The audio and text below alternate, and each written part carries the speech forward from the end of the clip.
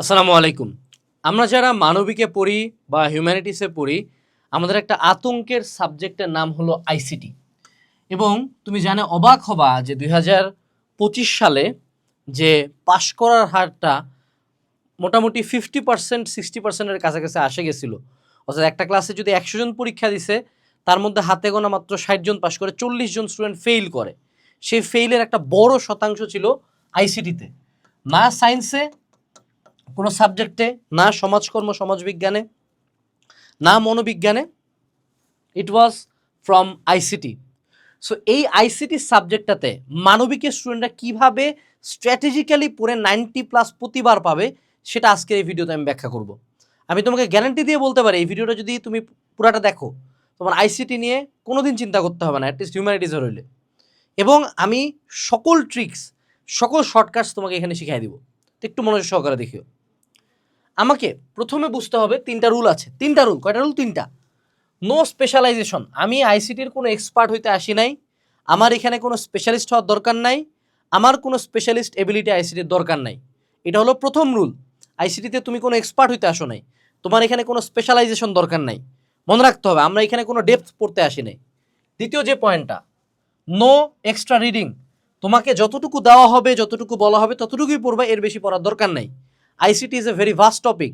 তুমি বুয়েটের সিএসির কোনো ইঞ্জিনিয়ার না, সিএসির কোনো স্টুডেন্ট না, না তুমি বুয়েটের বারান্দাতেও কোনোদিন যাবা মানবিক থেকে। দ্যাটস ওয়াই আইসিটি শুধুমাত্র তোমার টার্গেট হলো প্লাস পাওয়া। আমাদের টার্গেট কি? প্লাস পাওয়া। এর বাইরে আইসিটির সাথে আমাদের কোনো সম্পর্ক নাই। অর্থাৎ আইসিটিতে আমাদের 90+ পাওয়ার কোনো দরকার নেই, এটা কোনো কাজে লাগবে না। আমাদের টার্গেট হলো 80+, 81 পাইলেও পার, ইনশাআল্লাহ।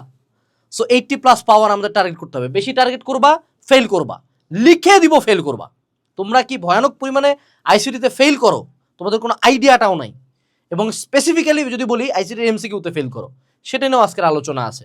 সো এই তিনটা রুলের বাইরে কোনো ইফ নাই, বাট নাই, কিচ্ছু নাই। যা বলবো ফলো করতে হবে।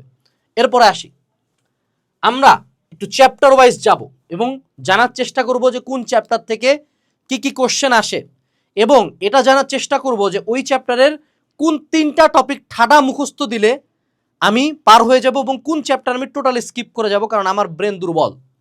ক্লিয়ার? চলো শুরু করি। চ্যাপ্টার 1, এখান থেকে সৃজনশীল আসে একটা। চ্যাপ্টার 2, এখান থেকে সৃজনশীল আসে একটা। চ্যাপ্টার 3, এখান থেকে সৃজনশীল আসে দুইটা। চ্যাপ্টার 4, ওয়েব ডিজাইন এইচটিএমএল, এখান থেকে সৃজনশীল আসে একটা। চ্যাপ্টার 5, প্রোগ্রামিং, এখান থেকে সৃজনশীল আসে দুইটা। এবং চ্যাপ্টার 6, এখান থেকে সৃজনশীল আসে একটা। এখন তুমি বলতে পারো যে ভাইয়া তাহলে তো 8টা সৃজনশীল হইল না, 1 1 2 3 আর হলো 2 2 4 7 1 8 হয়ে গেছে। অর্থাৎ আমাদের এই দুইটা চ্যাপ্টার থেকে দুইটা করে কোশ্চেন থাকবে। এখন তোমার টিপিক্যাল মাথায় মনে হইতে পারে যে ভাইয়া আমাদের তো এই দুইটা চ্যাপ্টারই তাহলে সবচেয়ে ইম্পর্টেন্ট। আমি বলবো আজকে তুমি এই চ্যাপ্টারটা টোটালি স্কিপ করবা। এটা সায়েন্সের পোলাপানদের জন্য। যদি কেউ একান্ত প্রোগ্রামিং ভালো বুঝো, ভালো পারো, তাইলে তুমি এই চ্যাপ্টারটা পড়বা। বাট আমার কথা শুনলে আমি এই চ্যাপ্টারটা স্কিপ করে যাব। তো স্কিপ করলে কি আমাদের হাতে অপশন নাই বাবা? অপশন তো আছে আমাদের হাতে। তখনও 6টা সৃজনশীল বাকি আছে, অর্থাৎ এর মধ্যেও আমি একটা সৃজনশীল টোটালি বাদ দিয়ে আসতে পারবো। রাইট? এখন আমি বলে দিব যে তুমি কি কি অ্যান্সার করবা। যেমন আমি তোমাকে বলে দিই যে এখানে যে দুইটা করে সৃজনশীল আসবে, কোথা থেকে আসবে? আমাদের যে সংখ্যা পদ্ধতি ও ডিজিটাল ডিভাইস, এখানে সংখ্যা পদ্ধতি অর্থাৎ বাইনারি যোগ বিয়োগ, এই যে বাইনারি সিস্টেম থেকে আমাদের আসবে হলো একটা। Binary to octal, octal to hexadecimal, 2 এর পূরক পদ্ধতিতে যোগ, এখান থেকে সৃজনশীল আসবে একটা।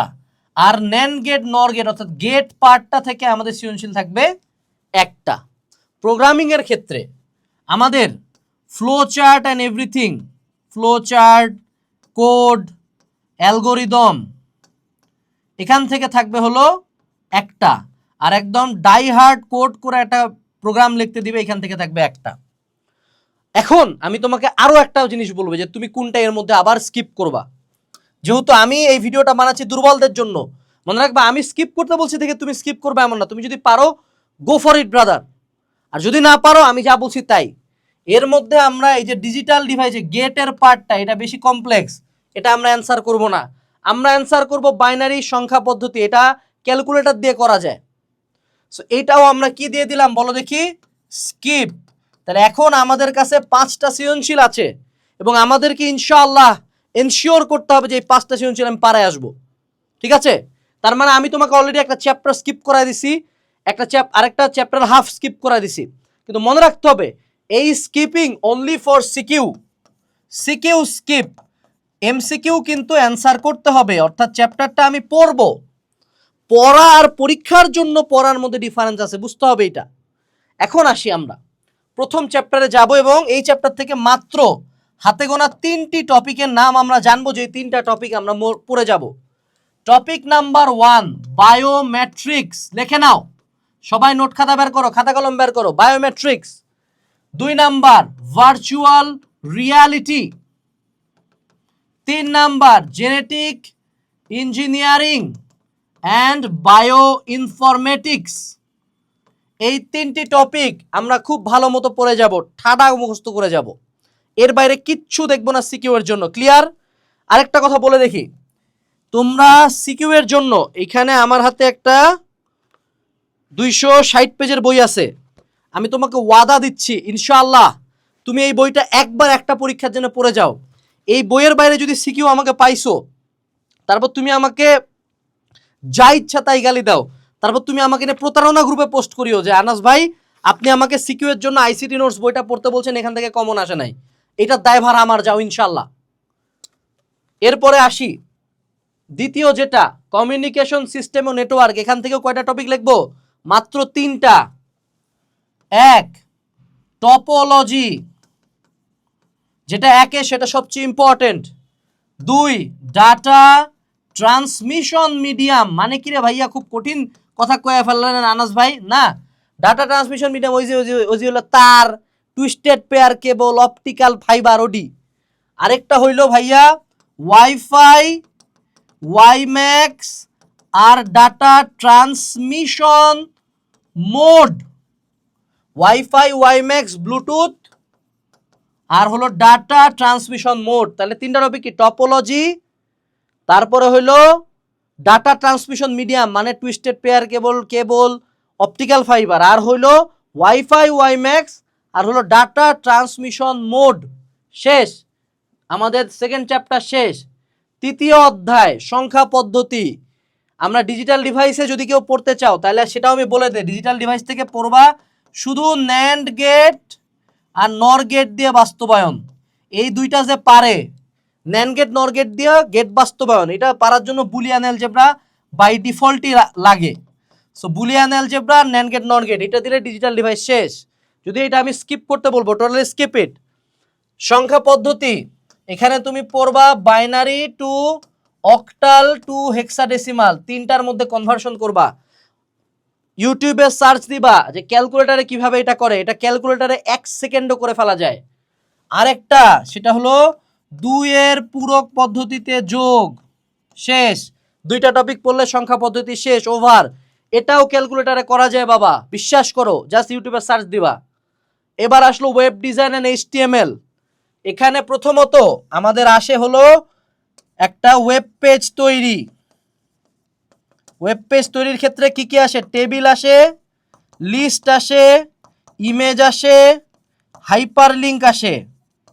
এই 4টা জিনিস এলিমেন্ট মিলায় আমাদেরকে ওয়েব পেজ তৈরি করতে দেয়। আরেকটা আসে হলো ওয়েবসাইটের স্ট্রাকচার, শেষ। Chapter 4 complete. প্রোগ্রামিং, এটা নিয়ে আমি একটা লাইন তোমাকে কোনো সাজেশন দিব না, এটা পড়া অ্যাভয়েড করবা মানবিক স্টুডেন্ট হিসেবে, দিস ইজ ভেরি কমপ্লেক্স। চলে আসি আমরা ডাটাবেস ম্যানেজমেন্ট সিস্টেম, এখানে পড়বা হলো রিলেশন,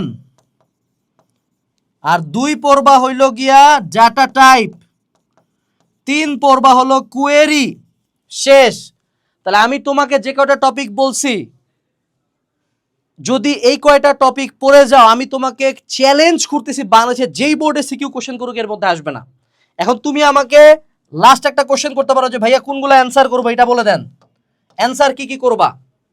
আমি এই চ্যাপ্টার, আরে কি আসে রে, আমার এই চ্যাপ্টার 1 থেকে আমি একটা সিকিউ অ্যান্সার করব, কারণ এটা লিখলেই নাম্বার, এখানে কাটার জায়গা খুব কম। চ্যাপ্টার 2 থেকে আরেকটা অ্যান্সার করব, টপোলজি ইজ ভেরি ইজি। আমি তারপরে ওয়েব ডিজাইন এইচটিএমএল আমি অ্যান্সার করতাম না, তাও যদি কেউ এটা মোটামুটি লিখতে পারো ওয়েব ডিজাইন HTML, কিন্তু জাস্ট তোমাকে ট্যাগগুলো মুখস্থ করবে। কি মুখস্থ করবা ভাইয়া? ট্যাগ। কয়টা ট্যাগ মুখস্থ করলে পার। সো আমি তৃতীয় যেটাই, যেহেতু এটা আমার ক্যালকুলেটর দিয়ে করতে হয়তো, সো সেহেতু আমি এখান থেকে 3 নাম্বার সিকিউটা অ্যান্সার করতাম, কারণ ক্যালকুলেটারে করা আমি এমনিও পারবো অমনিও পারবো। আমি 4 নাম্বার MCQটা অ্যান্সার করতাম ডাটাবেস ম্যানেজমেন্ট সিস্টেমের এই রিলেশন এবং ডাটা টাইপ এবং কোয়েরি থেকে। ঠিক আছে, কোয়েরিটা আবার মুইছা গেছে, কোয়েরিটা একটু লেখা দিই, কোয়েরি। হ্যাঁ, আচ্ছা। এরপরে আমি পঞ্চম যে সিকিউটা অ্যান্সার করতাম কোথা থেকে বলো দেখি? নিঃসন্দেহে আমি আমার HTML এ চলে যেতাম, সেইটা হলো আমার 5 নাম্বারটা। এখন 5 নাম্বারটা সবার লাস্টে অ্যান্সার করবো, কারণ এটাতে আমার ব্রেনে একটু প্রেশার পড়তে পারে। আমি শুরু থেকে ইজিগুলো অ্যান্সার করবো। 5টা সিকিউ হয়ে গেছে না? ইনশাআল্লাহ হবে। এই চ্যাপ্টারগুলোর ক খ গুলা সাজেশন থেকে দেখে যাবা। ক খ সাধারণত বানায় দেয় না। যেমন এই যে প্রথম চ্যাপ্টারটার ক বা খতে ক্রায়ো সার্জারি পাবাই, কয়ে দিলাম, এটা আগেই আসবেই। এইবার আসো আমাদের সবচেয়ে বড় যে জায়গাটা, যেটা হলো সবচেয়ে বড় বটলনেক, আমাদের ICT MCQতে সেপারেটলি পাস করার লাগে। এখানেও তোমাকে একদম ডিটেল সাজেশন দিয়ে দিই বাবা। ICT MCQর জন্য যে কোনো 2টা রাইটারের অনুশীলনী পড়বা। আমি বলে দিই কোন 2টা, মাহবুবুর আর মুজিবুর। এই 2টা রাইটারের অনুশীলনী কালেক্ট করবা। পারলে বন্ধুর কাছ থেকে বই নিয়ে অনুশীলনীগুলো ফটোকপি করে পড়ে নিবা। আর 2018 সাল থেকে 2026 সাল, 2018 সাল থেকে 2026 সালের যে কয়টা বোর্ড কোশ্চেন ICTর, অর্থাৎ সকল বোর্ডের ICT কোশ্চেন সলভ করে যাবা ইনশাআল্লাহ। যেই বোর্ড থেকে কোশ্চেন হোক, এখান থেকে এই যে এই 2টা সোর্স থেকে 75% প্লাস কমন থাকবে ইনশাআল্লাহ। অনেক ক্ষেত্রে তোমাদের MCQগুলা বুঝতে সমস্যা হইতে পারে, সেক্ষেত্রে MCQটার কোশ্চেন তুলে তোমাদের অনেকের কাছে ChatGPT বা ফ্রি কোনো AI থাকলে সেখানে আপলোড করে ব্যাখ্যাটা দেখে নিবা। আর যাদের কাছে সেটা নাই, আমাদের ঢাকা কলেজের ICT টিচার তানভীর স্যারের একটা ICT অ্যানালাইসিস মেগা বুক আছে, এখানে সেই MCQগুলা ব্যাখ্যা সহ দেওয়া আছে। এটা করলেও ইনশাআল্লাহ প্রায় সকল বোর্ডে তোমার ICT হয়ে যাবে। সো 2টা বই বলছি, এখন MCQ বলছি। MCQর জন্য যদি ডেপথে যাইতে চাও, যদি কারো মনে হয় না আরেকটু কনফিডেন্ট হবো, সেক্ষেত্রে তুমি যে কোনো একটা বইয়ের, স্পেসিফিক্যালি মাহবুবুর স্যারের দাগানো বই পড়বা। ক্লিয়ার? আচ্ছা, এখন আসো, আমরা ICTর সবগুলা নিয়ে কথা বললাম। আমি তোমাকে এবার ICT পড়ার প্যাথওয়ে দিব। প্যাথওয়ে,